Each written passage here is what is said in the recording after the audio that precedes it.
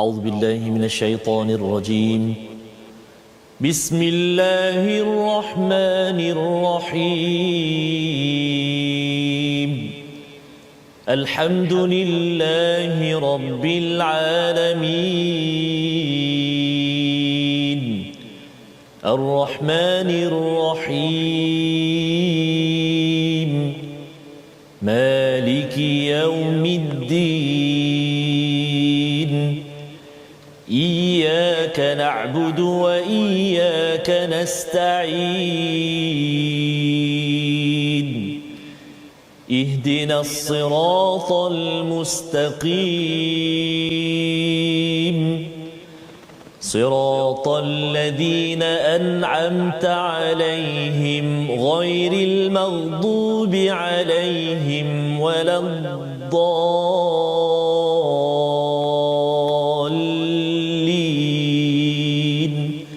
آمين. صدق الله.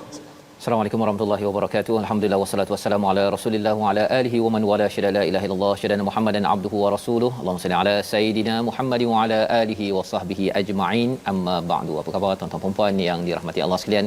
Kita bertemu pada hari ini My Quran Time baca faham amal dalam sesi ulang kaji kita. Selepas lama kita mengikuti halaman demi halaman dan hari ini kita kembali ya pada setiap hari Sabtu untuk kita mengulang kaji bersama dengan tokoh panel kita pada hari ini, dan hari ini saya bersama dengan Ustaz Tarmizi Abdul Rahman. Apa khabar Ustaz? Alhamdulillah Ustaz Fazrul ya. Sudah lama kita tak bersama tetamu. Ya, betul. Tapi tidak ada hari ini Ustaz. Zaman pandemik Ustaz. Wah, ya, zaman PKP lockdown ini. Betul Ustaz. Kita ada tetamu kita ya, di online. Dan bacaan Al-Fatihah saya tadi Ustaz. Ya. Saya baca sedikitlah cuba mengikuti bacaan Syekh Ali Abdul Rahman Al-Huzaifi, Imam Masjidin Nabawi. Dan saya kira tokoh tetamu jemputan kita pada hari ini pun berkait dengan bumi Madinah Al-Munawwarah ini. Subhanallah. Pasti siapakah dia? Sudah tentunya kita mengalung-alungkan kepada Al-Fadhil Ustaz Dr. Arif Musa ya bersama kita di online pada hari ini. Ya, mari sama-sama. Apa khabar Doktor? Alhamdulillah sihat. Alhamdulillah ya. Kita sama-sama pada hari ini kita ingin bersama ya memulakan kita dengar suara je dulu okey. Lepas ini baru nampak orangnya. Dan bagi tuan-tuan yang berada di online sila share di Facebook masing-masing, beritahu bahawa hari ini adalah hari untuk ulang kaji. Ya, pada setiap hari Sabtu. Kita hanya hari Sabtu sahaja. Hari Ahad kita terus masuk balik kepada halaman seterusnya ya, kerana mungkin ada di kalangan rakan-rakan yang kata bahawa kita dah tertinggal ni, betul ya. Jadi kita hanya ada satu hari saja ulang kaji pada hari Sabtu. Hari Ahad terus kita masuk kepada halaman yang seterusnya sehingga hari Jumaat, dan hari Sabtu kita akan menyimak balik 6 halaman. Berbanding pada musim pertama dahulu kita menyimak 5 halaman sahaja. Jadi pada hari ini kita nak mulakan Ustaz dengan bacaan daripada muka surat 211. Kita nak mengulang kaji muka surat 211, kalau sempat kita pergi sampai 218. Amin, yang telah kita belajar sebelum ini. Jadi kita baca dahulu ayat 21, peringatan daripada Allah Subhanahu Wa Taala untuk sama-sama kita ambil pelajaran, terutama bila ia dikaitkan pada ayat 22 nanti bercakap tentang istilahnya lanakunanna minasyakirin. Itu ayat 22. Tapi Ustaz akan baca ayat 21 memulakan majlis kita pada hari yang berbahagia ini. Silakan tuan-tuan buka halaman 211. Baik. Terima kasih Fadil Ustaz Fazrul. Sahabat-sahabat Al-Quran yang dikasihi Allah SWT sekalian, apa khabar semuanya yang sedang bersama di kita di Kaca TV dan juga di Facebook kita, subhanallah. Ramai yang berkongsi hari ini. Ya, hari ini sesi ulang kaji. Kita bawakan dan kita share, kita tag sahabat-sahabat kita, saudara mara kita, adik-adik kita, family kita untuk sama-sama kita bersama dengan Al-Quran. Sebab sekarang tak boleh pergi mana Ustaz. Betul. Kecuali betul-betul ada keperluan sahaja dengan menjaga SOP, dan kita akan banyak masa dekat rumah. Apa salahnya dalam jadual timetable kita 12 hingga 1 kita sekejap sama-sama menyaksikan My Quran Time, insya-Allah. Boleh tag kawan masing-masing ya, rakan-rakan keluarga, sambung ya. Saya doakan tag kawan itu, pasal kalau kita tag saja nanti dia terkejut pula kan. Saya doakan tag kawan tersebut. Dan bagi tuan-tuan yang sudah pun laksanakan itu, bagi belanja sikit. Belanja hari Sabtu ni, belanja apa? Love ataupun like tadi itu banyak-banyak dekat Facebook agar rakan-rakan kita kita yang lain pun mengapa banyak love ni, saya pun nak bersama dengan Betul. perkataan surat kasih sayang daripada Ar-Rahman. Sebenarnya bahagia Ustaz dapat doa dalam majlis Al-Quran Ustaz. Subhanallah. Allahu akbar. Kawan kita tag kita, doakan saya dalam majlis Al-Quran ini, subhanallah, bahagia rasa dan happy. Jadi Banyak-banyak kawan itu Betul. yang diingat kan. Allahu akbar. Harapnya kita diingati oleh Allah Subhanahu Wa Taala. Amin ya Rabb. Baik. Dan tak lupa kepada Al-Fadil Ustaz Dr. Muhammad Arif yang kini berada di talian tu. Oh ya. Nanti dulu. Ya, nanti dulu. Apa khabar doktor? Saya sebut tadi Madinah sebab Al-Fadil Ustaz Dr. Muhammad Arif antara graduan di Universiti di Madinah. Jadi memang orang yang sangat dekat dengan suasana. Itu. Ya, Okay. dengan suasana Madinatul Munawwarah. Apa khabar doktor? Subhanallah. Alhamdulillah sihat. Masya-Allah, masya-Allah, masya-Allah, bestnya dapat peluang, dapat pengalaman untuk ilmu di Madinah Al-Munawwarah. Jadi apa nama ni, kita nak baca sekarang ni Ustaz halaman yang ke 211 ayat yang ke 21 insya-Allah. A'udzubillahi minasyaitonirrajim. وَإِذَا أَذَقْنَا النَّاسَ رَحْمَةً مِّن بَعْدِ ضَرَّاءَ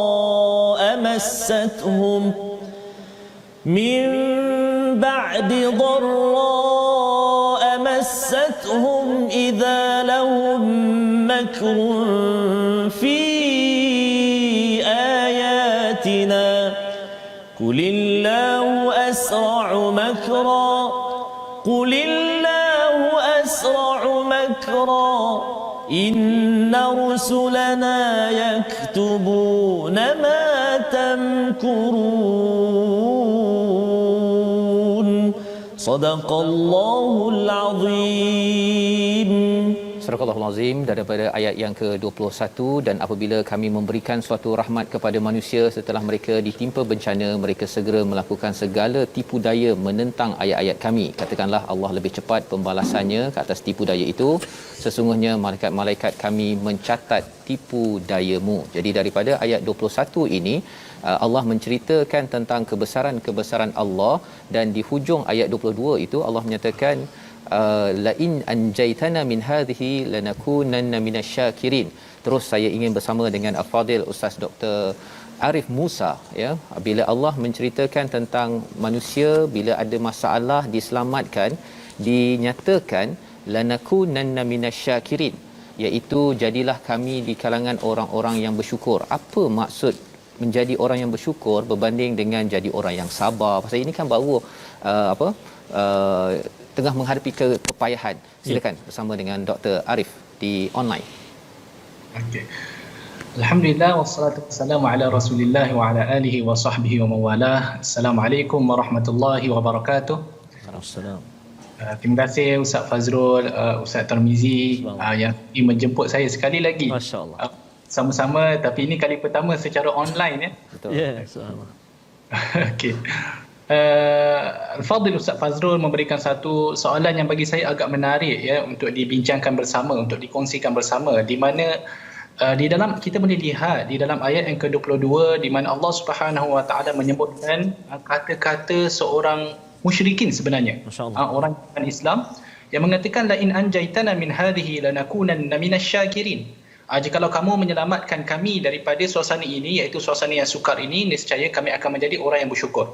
Apa yang dimaksudkan dengan ayat ini, dan apakah justifikasi penggunaan kalimah syukur dalam konteks ayat ini?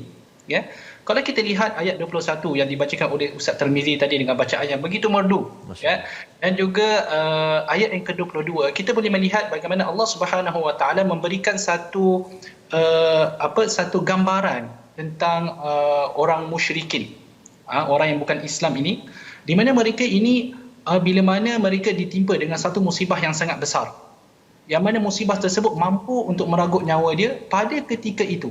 Dan kali ini kita pernah bincangkan dulu dalam sesi-sesi yang sebelum ini, di mana mereka dalam keadaan itu mereka akan kembali kepada Allah Subhanahu Wa Taala untuk memohon pertolongan, ya. Dan disebabkan keperluan yang sangat mendesak pada ketika itu, mereka sampai sanggup berjanji kepada Allah Subhanahu Wa Taala, jikalau mereka terselamat daripada musibah yang menimpa mereka pada ketika itu, mereka akan menjadi di kalangan orang-orang yang bersyukur. Kan?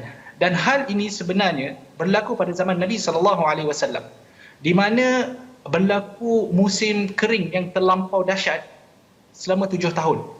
Dan pada ketika itu orang musyrikin Makkah mengatakan kepada Nabi SAW agar memohon agar Nabi SAW berdoa agar dihilangkan musibah tersebut.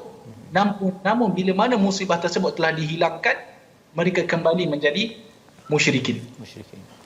Okey. Jadi kalau kita lihat, mereka ini bila mana mereka ditimpa musibah, mereka sanggup berjanji agar kepada Allah, jikalau musibah ini diangkat, mereka akan menjadi orang yang bersyukur. Lalu Allah pun mengundikan keselamatan dan keamanan kepada mereka. Namun selepas beroleh keselamatan ini, mereka lalu meninggalkan janji mereka dan mereka kembali membuat kerosakan di atas bumi. Itu yang disebutkan di dalam ayat yang ke-23. Jadi perkataan syukur itu lebih sesuai dalam konteks ayat ini. Kerana syukur ini bila mana syukur ini merupakan satu tindak balas. Tindak balas terhadap suatu pemberian. Di mana di dalam hal ini Allah Subhanahu Wa Taala memberikan mereka keamanan, menyelamatkan mereka daripada musibah, sehinggakan mereka perlu pada ketika itu mereka bersyukur kepada Allah Subhanahu Wa Taala atas pertolongan yang diberikan. Dan syukur ini mungkin kalau saya boleh tambah sedikit Ustaz Fazrul, boleh? Syukur ini orang yang bersyukur dia perlu ada 3 perkara. Pertama sekali, bila mana mereka mengatakan bahawa kita akan menjadi orang yang bersyukur, maka pertama sekali perlu mengiktiraf satu-satu pemberian itu adalah daripada Allah Subhanahu Wa Taala. Yang kedua, mereka berbicara tentang nikmat tersebut dalam keadaan memuji pemberi, iaitu Allah Subhanahu Wa Taala. Dan yang ketiga, mereka menggunakan nikmat tersebut dalam ketaatan kepada Allah. Dan ketiga-tiga perkara ini, mengiktiraf, berbicara dan memuji Allah, menggunakan nikmat tersebut pada jalan ketaatan Allah, tidak wujud pada diri orang musyrikin secara umum. Ya, kerana mereka ini menjadi lumrah bila dalam keadaan yang sangat mendesak, mereka akan kembali kepada Allah. Sehingga kan kalau kita perhati Ustaz, orang yang tidak percaya kepada Tuhan pun, atheis ni, orang atheis ni, kalau kita meletakkan dia dalam satu kedudukan yang mana sangat-sangat teruk, fitrah mereka akan terkeluar pada ketika itu. Mereka akan mula mengiktiraf ada wujudnya Tuhan dan mereka akan mula memohon kepada Tuhan tersebut. Tetapi bila mana mereka dikembalikan dalam keadaan yang senang dan lenak, kan, pada ketika itu siapa Tuhan pun mereka sudah tidak kenal. Okey. Jadi mungkin saya boleh satu lagi perkara. Ya, silakan teruskan Ustaz. Secara online ni susah kita nak masuk Ustaz. Itulah. Tak apa, teruskan Ustaz. Okey. Tetapi dalam masa yang sama, kata Ustaz, kenapa tidak digunakan sabar? Sebenarnya benda yang digunakan sabar ini ada juga wujud di dalam Al-Quran. Ketika mana Allah Subhanahu Wa Taala berbicara tentang Nabi Yaqub alaihi salam. Bila mana Nabi Yaqub alaihi salam mengadu kepada Allah Subhanahu Wa Taala, antara benda yang disebutkan adalah fasabrun jamil. Kesabaran itu adalah benda yang baik. Jadi ada juga bila itu juga sangat-sangat dituntut bila mana kita diuji oleh Allah Subhanahu Wa Taala, lebih-lebih lagi kita sekarang diuji dengan Covid, dengan kematian yang begitu banyak, maka ikutlah kata Nabi Yaqub alaihi salam, fasabrun jamil. Kesabaran itu sangat-sangat cantik dan kita mengadulah kita kepada Allah seperti mana Nabi Yaqub juga buat, innama ashku bathi wa huzni ila Allah. Kita mengadu kesedihan kita kepada Allah Subhanahu Wa Taala, wallahu a'lam. Baik, terima kasih diucapkan pada Al-Fadhil Ustaz Dr. Arif Musa menjelaskan tadi istilah lanakunanna minasyakirin Ustaz ya. Yes, kerana sebelum itu ada perkataan la in anjaitana, jika engkau selamatkan. Dia ada dia punya syaratnya. Kalau engkau selamatkan, aku bersyukur. Tapi kalau tak selamatkan ataupun dia macam ada main-main tolak tali, tarik tali dengan Allah SWT, padahal kluk-klak. Okey.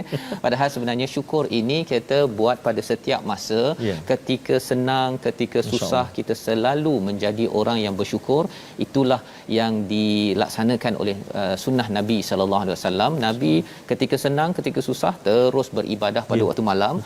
Aisyah mencari mana pada waktu malam ini, bukankah aku ini menjadi hamba yang bersyukur. Jadi ini pelajaran daripada 211 dan kita pergi pada muka surat 212 ayat yang ke-33 di hujung sekali itu. Kita nak minta Ustaz Tarmizi kita baca di mana di situ ada perkataan kadzalika haqqat kalimatu rabbik. Perkataan kalimatu rabbik itu yang kita nak minta Ustaz Dr. Arif menjelaskan nanti apa maksud kalimatu rabbik, untuk sama-sama kita jiwai, committed tentang istilah ini dalam kehidupan kita. Kita baca dahulu ayat 33 surah Yunus. Sila Ustaz. Baik, terima kasih Al-Fadhil Ustaz Fazrul. Tuan-tuan dan puan-puan sahabat Al-Quran yang dikasihi Allah SWT sekalian, juga Al-Fadhil Ustaz Dr. Arif. Kita nak lihat sekarang ayat yang ke-33. Jom kita cuba baca ayat 33 ini dengan bacaan Ras insya-Allah. A'udzubillahi minasyaitonirrajim. كذلك حقت كلمة ربك على الذين فسقوا كذلك حقت كلمة ربك على الذين فسقوا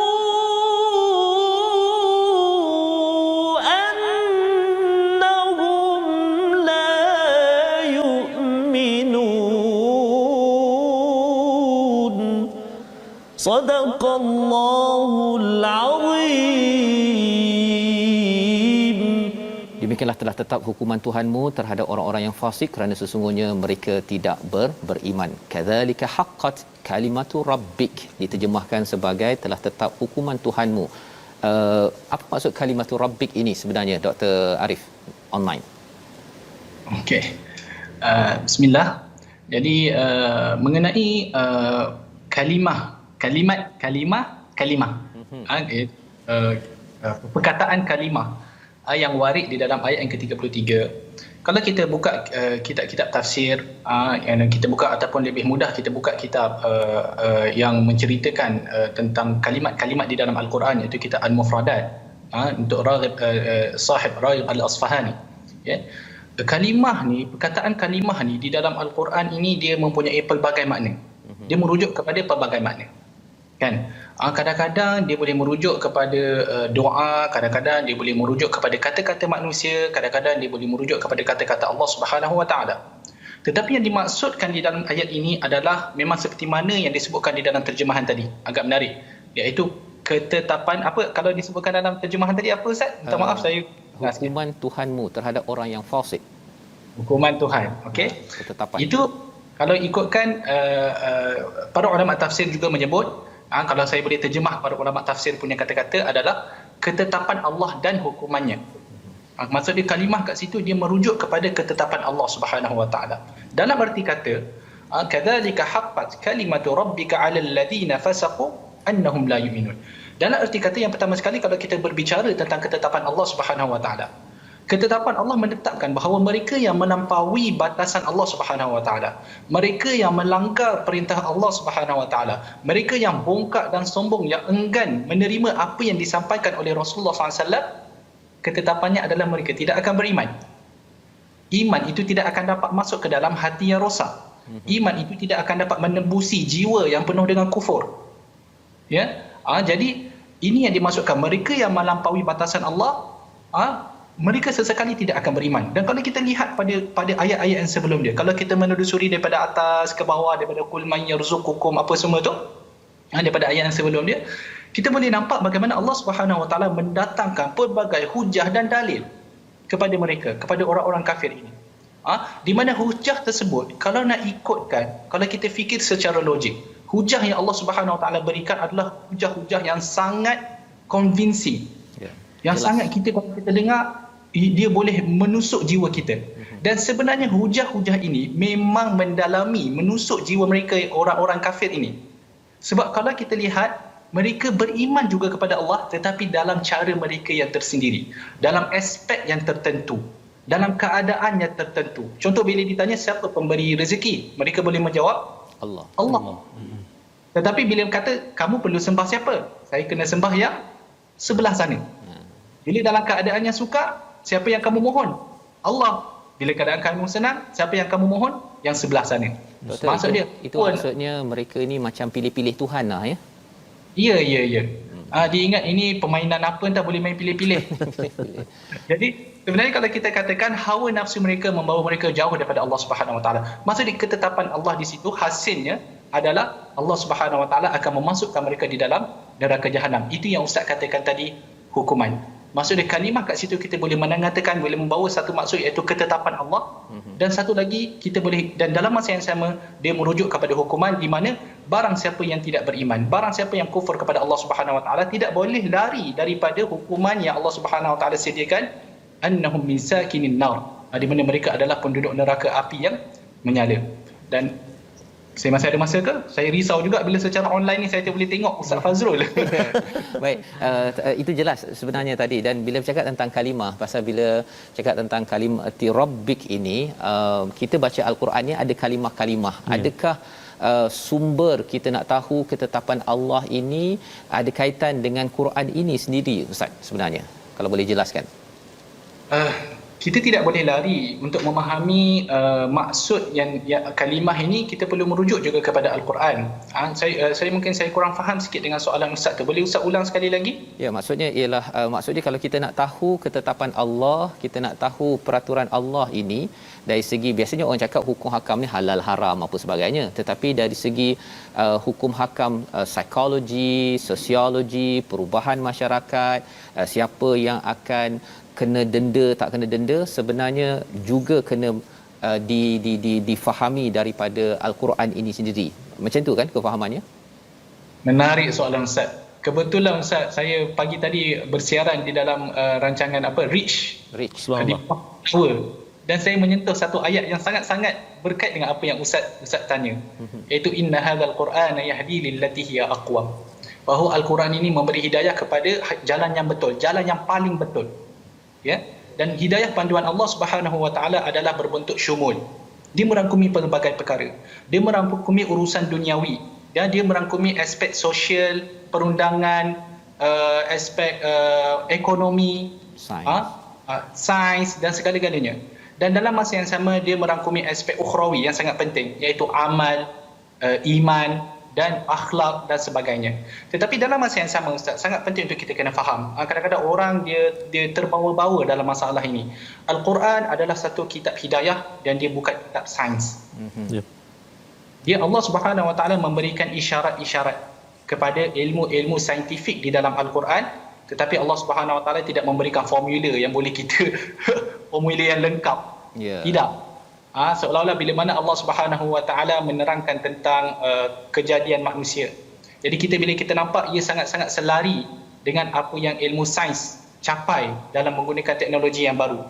Tetapi yang paling penting bukanlah ilmu itu sahaja, tetapi apakah yang hendak dituju dengan ilmu tersebut, iaitu untuk kita semua kembali kepada Allah Subhanahu Wa Taala. Terima kasih ucapkan pada Ustaz Dr. Arif Musa yang menjelaskan tentang Quran ini sebenarnya bukan kitab sains, tetapi ada elemen-elemen pelbagai ilmu untuk membawa kepada hidayah, menuju kepada Allah Subhanahu Wa Taala. Jadi ini panduan penting. Kita berehat sebentar, kita kembali selepas ini untuk mengulang kaji lagi halaman seterusnya My Quran Time, baca faham amal, insya-Allah.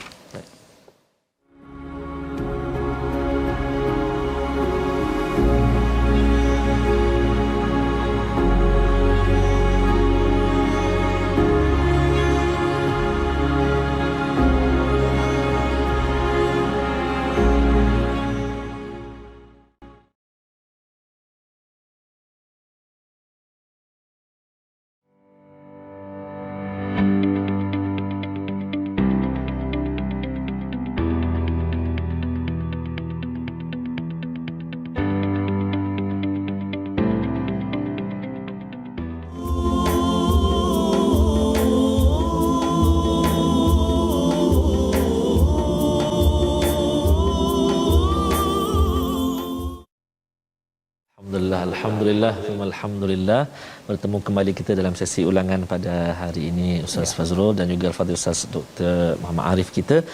Sahabat-sahabat kita di Facebook Ustaz, antaranya Puan Amanah Mamum sedang potong sedang bersihkan taugeh, siang taugeh kat dapur tapi pasang Quran Time. Masya-Allah. Begitu juga Puan Syamila kita dari Singapura dengan goreng pisang Ustaz. Oh, sedap. Allahu akbar. dapat bersama kita juga, dan terima kasih juga pada Puan Arina selalu bersama dengan kita juga dari Nuremberg, Germany. Mudah-mudahan selamat semuanya dan dipermudahkan Allah Subhanahu taala. Jadi insya-Allah Ustaz, kita ingin berganjak ke halaman yang seterusnya Ustaz. Ya, di halaman 213 ini kita nak melihat kepada ada perkataan al-haq, ada perkataan sadiqun, ya, ada perkataan zalim dan mufsid, ya, mufsidin. Sebenarnya nak minta kepada Dr. Arif untuk menjelaskan secara ringkas, terutama kalau ayat yang ke-41 itu ada faqul li amali walakum amalukum. Zaman Nabi ni Ustaz ya, ada orang yang gelar Nabi ni sebagai tukang sihir, mendustakan Nabi, membodohkan Nabi, dan dia bukan hanya pada zaman Nabi. Dia sampai zaman sekarang ada lagi orang yang membodohkan Nabi dan membodohkan wahyu. Pasal dia rasa dia paling bijak lah kan. Jadi nak tahu daripada Dr. Arif, macam mana kita nak respon orang yang mendustakan ataupun istilah tadi mufsidin ataupun zalimin. Apa kesimpulan daripada halaman 213 ini untuk kita jadikan sebagai panduan akhlak kita sebagai umat Islam yang baca Al-Quran? Silakan Doktor. Bismillahirrahmanirrahim.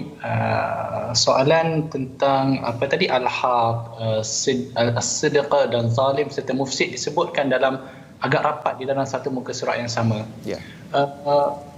Ini menurut pemerhatian secara zahir, ya, kita boleh lihat bagaimana Allah Subhanahu wa taala meletakkan al-haddul fasil.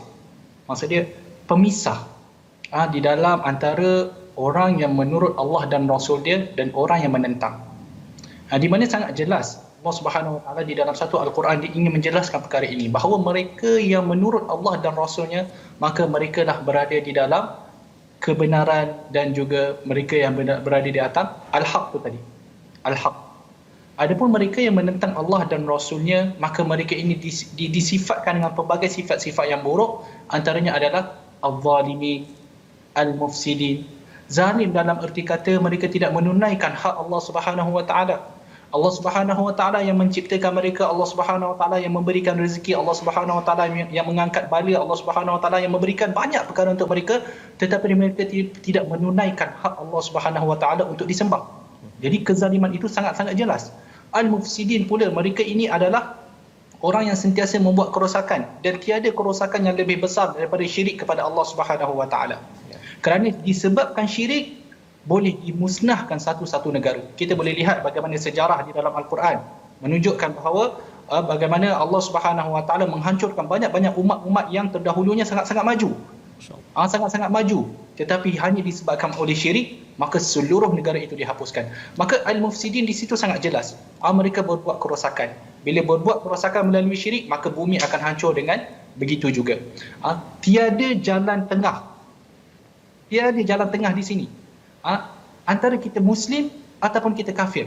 Tidak ada yang mengatakan bahawa sebenarnya semua agama adalah sama. Tidak ada. Kerana Allah Subhanahu wa taala menyifatkan orang kafir dengan sifat-sifat sedemikian, Allah Subhanahu wa taala menyifatkan orang beriman dengan sifat-sifat yang sangat mulia. Maka pemikiran yang mengatakan semua agama ni sama sahaja, kita semua nak menghala ke jalan yang sama, ini adalah satu pemikiran yang batil, yang sangat menyalahi apa yang diajarkan oleh Allah Subhanahu wa taala. Wa man yabtaghi ghairal islami dinan falan yuqbala min.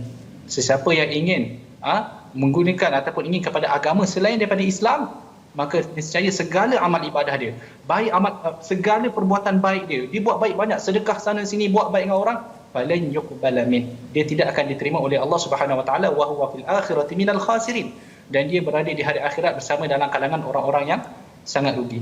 Jadi penggunaan, kalau nak tanya Ustaz tadi, ini menunjukkan pemisah antara kufur dan syirik. Tapi saya menarik Ustaz yang soalan ini, bahagian terakhir daripada soalan Ustaz, di mana orang, bagaimana respon kita terhadap orang yang menuduh Nabi SAW dengan sedemikian, mereka yang menuduh Al-Quran dengan sedemikian. Saya Ustaz, kadang-kadang saya baca juga tentang syubhat-syubhat, iaitu pemikiran-pemikiran rosak yang dilontarkan kepada Nabi SAW, yang dilontarkan kepada Al-Quran. Ada orang-orang, kalau kita baca dalam pemikiran yang baru ni, kita kata para orientalis, mereka mengatakan bahawa Al-Quran ini ada kesalahan sedemikian, Al-Quran ini sebenarnya dikumpulkan jauh selepas zaman Nabi SAW. Maksudnya Al-Quran ini wujud selepas zaman Nabi SAW. masa zaman Nabi, selepas zaman Nabi. Jadi semua ini orang kata tuduhan-tuduhan yang dilontarkan kepada Al-Quran. Apa respon kita? Ya, betul. Apa pesan kita? Kita hanya tunaikan apa yang diminta oleh Allah Subhanahu Wa Taala daripada kita. Pertama sekali, teguh dalam keimanan, dan kedua, menyampaikan dakwah. Dan dakwah ini perlu disampaikan dengan hikmah, sehikmah-hikmah yang boleh. Ya Ustaz? Jadi jelas kat situ, janganlah pula kita pula kadang-kadang kita ni tak ada pendirian, setengah orang daripada kita. Bila orang kata Al-Quran perlu ditafsirkan sedemikian, kita dengar je tanpa ada sebarang pendirian. Kan? Bila kita ni jenis orang kata apa? Lalang lah, tidak ada pendirian. Jadi pendirian kena teguh di atas ajaran Allah dan Rasul dia. Apa yang disampaikan Allah dan Rasulnya adalah benar, apa yang bersalahan adalah salah. Jadi maksudnya teguh pendirian dan kita berhujah dengan penuh hikmah, dengan penuh sopan santun Ustaz ya, bukannya kita membalas dengan reaksi negatif sehingga kita pun terbakar sekali dengan orang yang membakar tersebut ya. Jangan jadi begitu. Baik. Alhamdulillah, itu poin yang menarik daripada Ustaz Dr. Arif sebentar tadi, dan kita nak berganjak kepada halaman 214. Kita melihat kepada ayat 47 dan ayat 49 ya. Bila ayat 47 itu ada istilah walikulli ummatir rasul, pada ayat 49 istilahnya likulli ummatin ajal. Kita nak baca dahulu kepada ayat yang ke-47 satu, dan kemudian nanti kita nak melihat apa kaitan likulli ummatir rasul likulli ummatin ajal sebentar nanti. Kita baca dahulu ayat 47. Silakan Ustaz. Baik, terima kasih kepada Ustaz Fazrul dan juga bagi Dr. Muhammad Arif. Kita terus melihat pada ayat ke-47 Ustaz ya. Ya. Kita baca sama-sama, tuan-tuan dan puan sahabat Al-Quran yang dikasihi Allah Subhanahu wa taala sekalian. A'udzubillahi minasyaitonirrajim. وَلِكُلِّ أُمَّةٍ رَّسُولٌ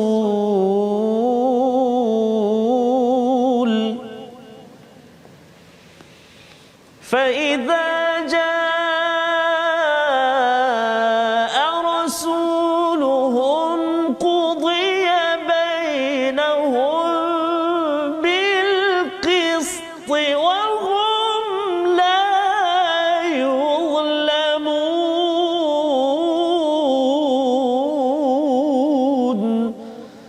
صدق الله العظيم. Surah Al-Azim ayat 47. Dan setiap umat mempunyai rasul, maka apabila rasul mereka telah datang, dijalankan hukuman bagi mereka dengan adil dan sedikit pun tidak dizalimi. Jadi terus kepada Ustaz Dr. Arif untuk menjelaskan likulli wa kulli ummatir rasul pada ayat 47. Ayat 49 itu ada likulli ummatin ajal. Jadi apa maksud kaitan antara keduanya ini? Silakan. Subhanallah. Mencari perkaitan di antara ayat ni bukanlah satu benda yang mudah lah.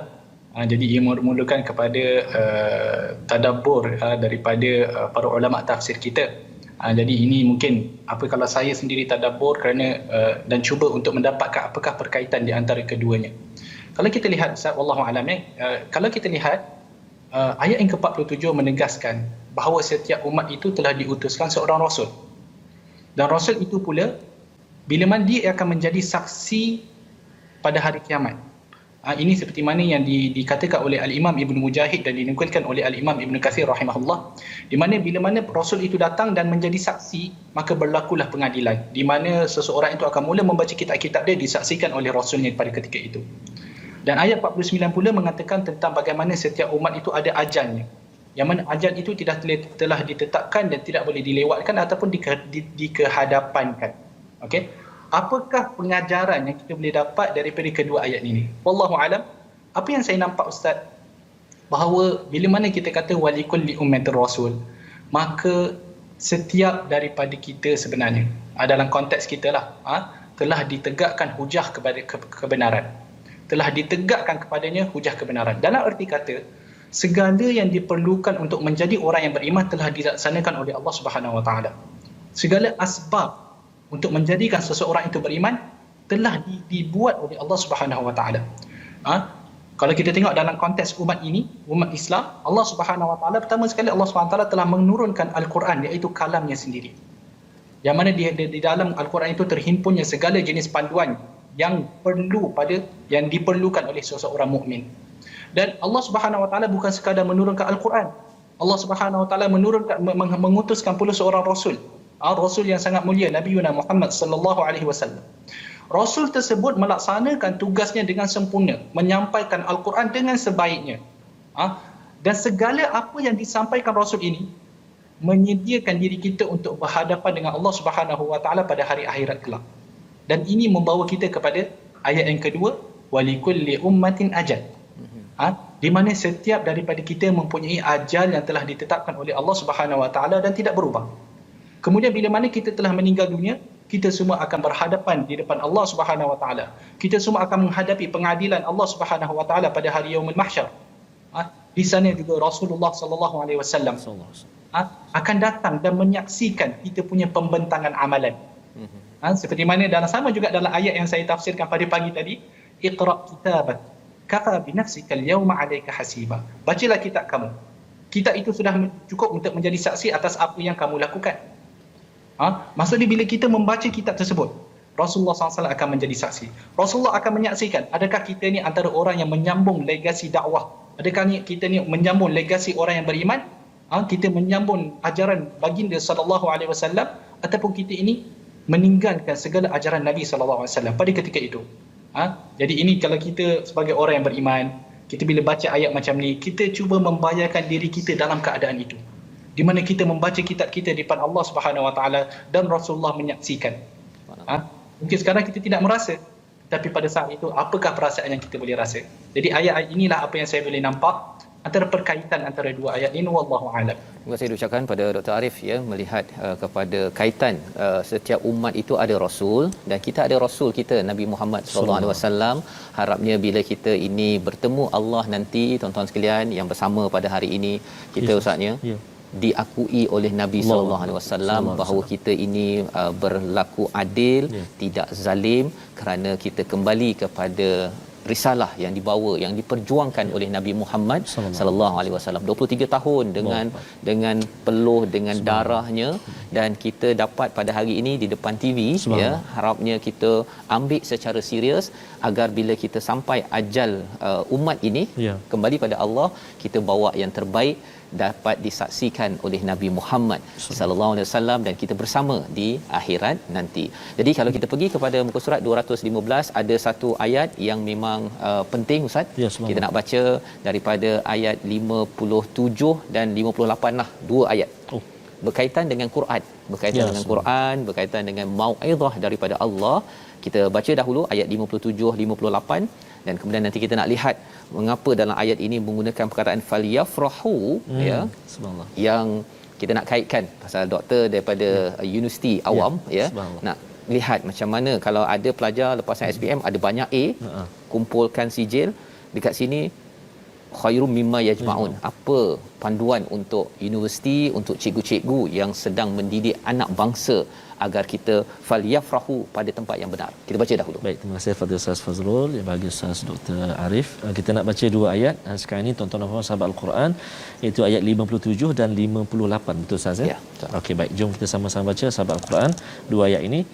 A'udzubillahi minasyaitonirrajim. Ya ayyuhan nasu qad ja'atkum maw'izatun min rabbikum wa shifaa'un lima fis sudur wa shifaa'un lima fis suduri wa hudan wa rahmatun lil mu'minin. Qul bi fadlillahi wa bi rahmatihi Qul bi fadlillahi wa bi rahmatihi fabidzalika فليفرحوا هو خير مما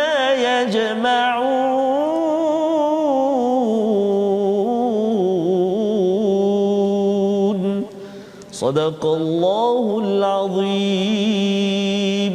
wahai manusia, sesungguhnya telah datang kepadamu pengajaran Al-Quran daripada Tuhanmu, penyembuh bagi penyakit yang ada dalam dada dan petunjuk serta rahmat bagi orang yang beriman. Katakanlah, wahai Muhammad, dengan kurniaan Allah dan rahmatnya hendaknya kamu mereka bergembira, itu lebih baik daripada apa yang mereka kumpulkan. Jika doktor boleh menjelaskan tadi, bila Allah mengizinkan falyafrahu, sila bergembira, ya, khairum mimma yajma'un huwa khair, itu lebih baik daripada apa yang mereka kumpulkan.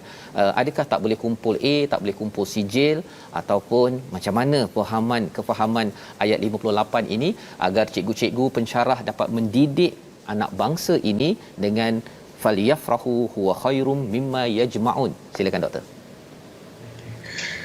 Bismillahirrahmanirrahim.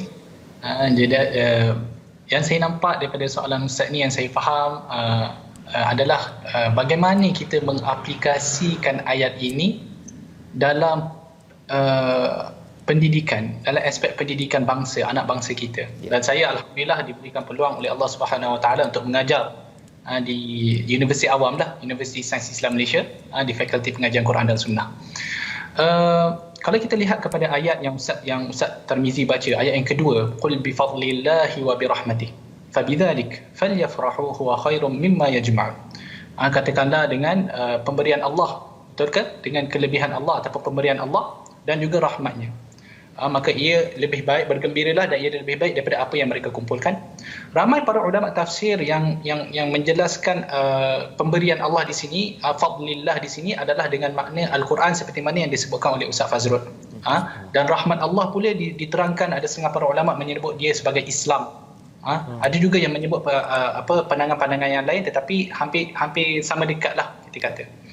Jadi ayat ini kalau kita nak menggunakan dia dalam aspek pendidikan anak bangsa kita, maka tidak boleh lari kita untuk mengenalkan umat Islam kepada Al-Quran.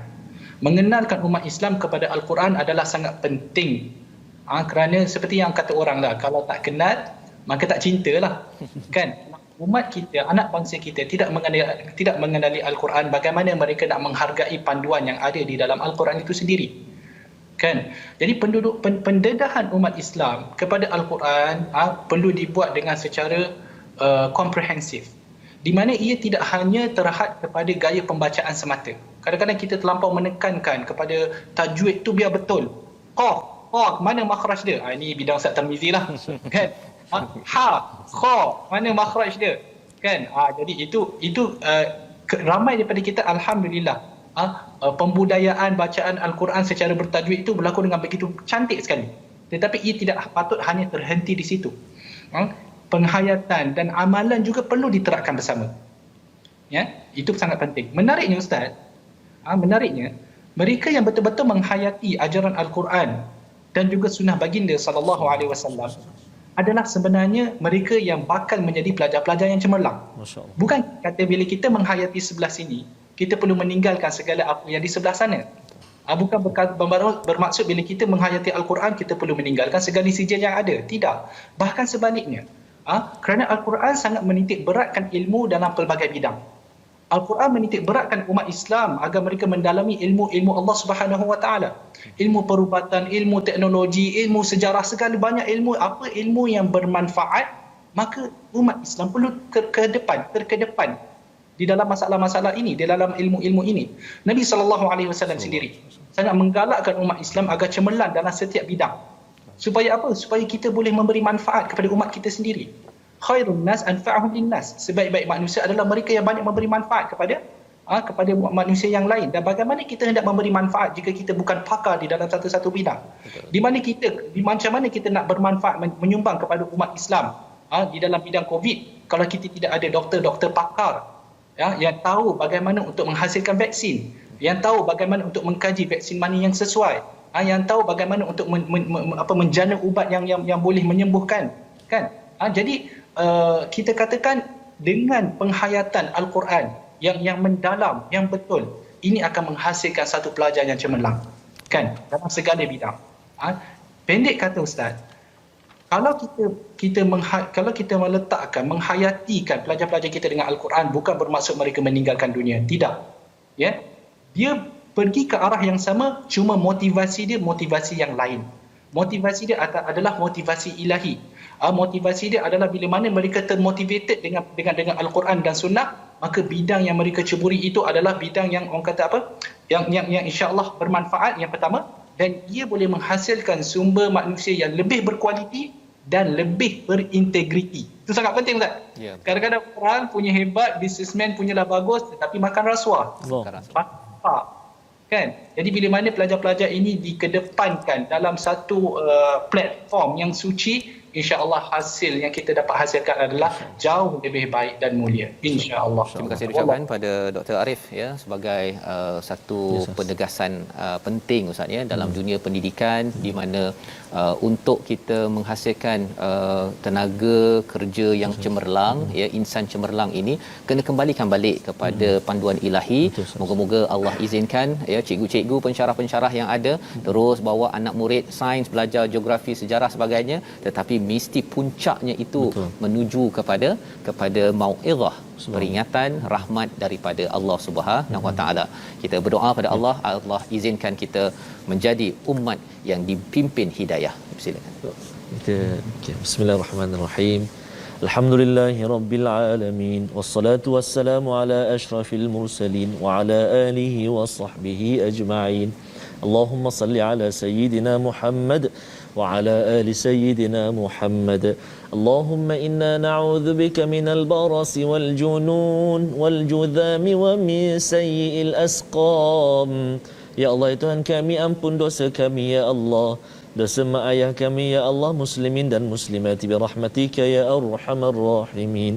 Walhamdulillahi rabbil alamin. Amin ya rabbal alamin. Terima kasih diucapkan pada Ustaz Tarmizi, Ustaz Dr. Arif Musa di online sudi bersama pada hari ini. Insya-Allah kita bertemu lagi. Insya-Allah tuan-tuan, kita teruskan ya, bagi tuan-tuan yang berkelapangan terus menyumbang dalam tabung gerakan Al-Quran agar kita nak membina generasi yang peka kepada hidayah, peka kepada amanah integriti yang puncanya daripada Allah, bukannya daripada manusia. InsyaAllah kita bertemu dalam siaran ulangan, dan teruskan tuan-tuan menjaga kesihatan.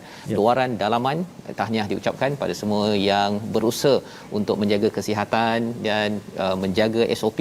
Terus kita berusaha dan tawakal, doa agar Allah memimpin, memberi kesejahteraan kepada semua. Kita bertemu lagi My Quran Time, baca, faham, amal pada hari esok insya-Allah.